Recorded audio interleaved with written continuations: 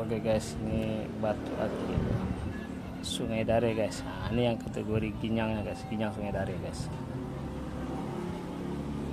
Jadi yang terkenal populer biasanya kan batu kembang jati sama pucuk pisang guys. Nah, ini yang ginyangnya guys, yang Sungai Dare ya guys.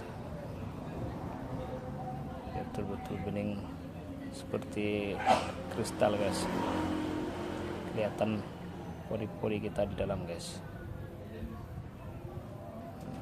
mulus licin banget guys.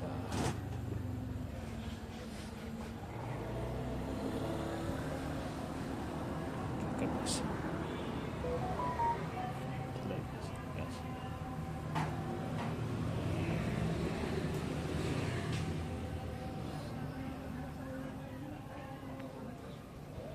sangat cakep guys, seperti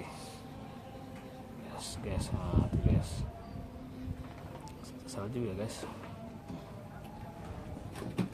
ginyang Sungai Dare. Nah, jadi Sungai Dare itu tidak hanya lumut saja guys, ada ginyang juga, dan ada lagi swallow guys. Nanti kita sebut guys.